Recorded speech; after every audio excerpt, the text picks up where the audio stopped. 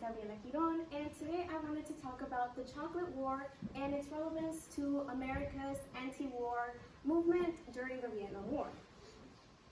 So I went into this and I realized how important literature is in educating our students, especially when it comes to conflicts that our country has experienced in the past.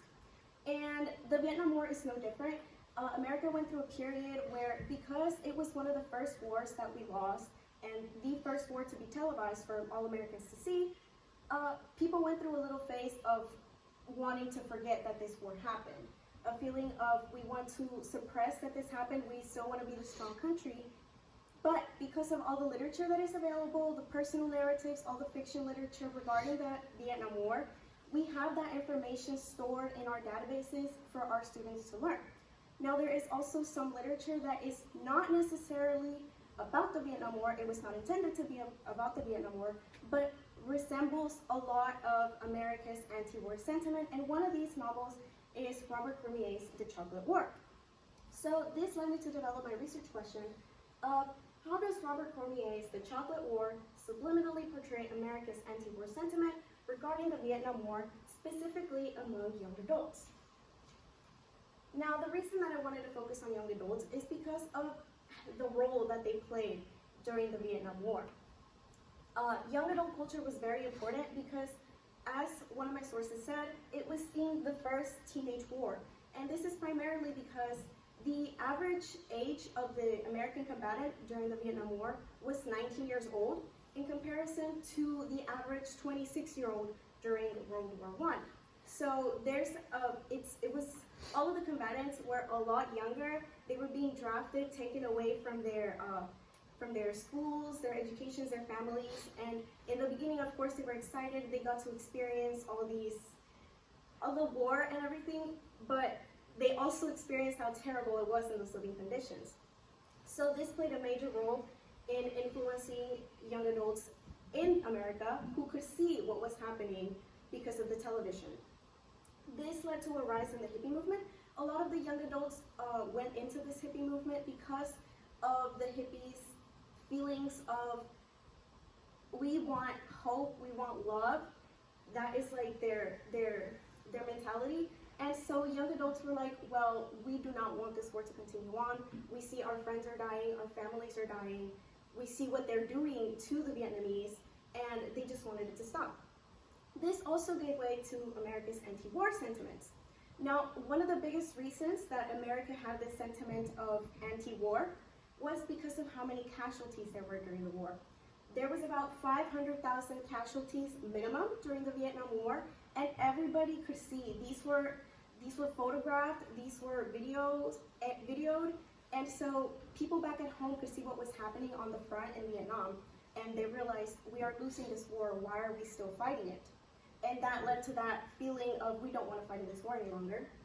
And it was also a very expensive war. It costed $25 billion per year for America. Even though we lost the war, we still had to use all that money to fund it. Now, in this graph, we can see just exactly how America's decline in support really happened. It was very gradual, but it was continuous.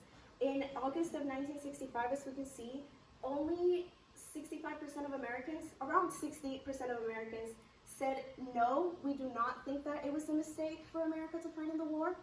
But towards May of 1971, when the war was nearing its end, it was about 30% of Americans that said this was not a mistake. So a lot more Americans had this feeling of, we should never have gone into this war.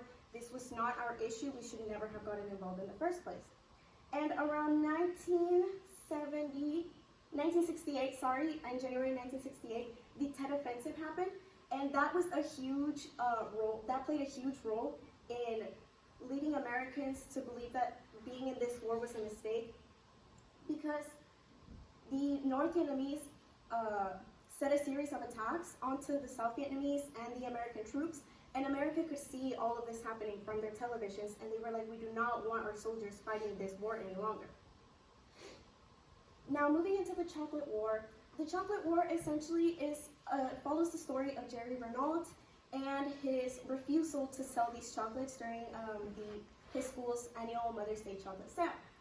And this basically, by doing this, he defied his school's authority, which included his corrupt assistant headmaster, as well as the Vigils, which was a secret student organization which held power over the students by giving them these so-called assignments, which inflicted psychological and mental bullying and pain on these students for the rest of their school life. Now, towards the end of the book, Renaud becomes isolated from everybody else because of his refusal to sell chocolates. While everybody else is still selling these chocolates, everybody else is still showing the school spirit, trying to get all of the chocolates sold, Renaud is the only one that is no longer selling chocolates. And so he becomes isolated. Eventually this leads to bullying and taunting from other students. And in the end, unfortunately, it's not a happy ending. He does get beat up and ends up in a hospital, sorry for the spoiler. And it just shows that although he tried his best to stay true to himself, he didn't want to sell the chocolates, so he just decided, I'm gonna keep saying no to selling these chocolates. He did end up getting beat up for it. But this does show resemblance to America's anti-war movement. Number one, because he retaliated against his authority. By refusing to sell the chocolates, he defied the Vigils, as well as the school's headmaster and the school itself, as well as he denied a Vigil assignment. The assignment that was, he was told to not sell these chocolates for 10 days, but after those 10 days were over, he continued to not sell those chocolates, and by doing so, he defied the Vigils, which, like I said, is the secret school organization. And in standing up for his beliefs, like I mentioned, he had to endure psychological and physical abuse eventually, but he continued to not sell these chocolates. He stayed true to himself, and he refused to listen to everybody else and sell these chocolates. He just continued to not do it despite being so bullied and harassed for this. So I looked into 3 scholars for my research. The first one was E.M. Schreiber, which basically in his research he noticed that it was not necessarily the anti-war movement that led to the decline in America's support for the war. It was mostly casualties and duration.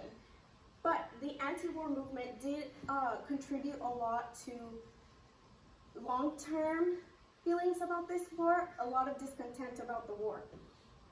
Now, Peter Rollins and Larry Johannesson, they hold similar thoughts in their analyzations of young adult novels during the Vietnam War. Peter Rollins sees that in many of these young adult literature during the Vietnam War, there is a theme of corruption of innocence shown. And similar to the Chocolate War, Jerry's innocence is also corrupted. In the beginning of the book, he stays to himself, he does as he's told, and towards the end of the book, he decides to defy his authorities, even if it means getting beat up for it. Now, Larry Johannesson basically said that literature during the Vietnam War is told through the voice of a young narrator, and this is primarily because of the young adult culture during the war.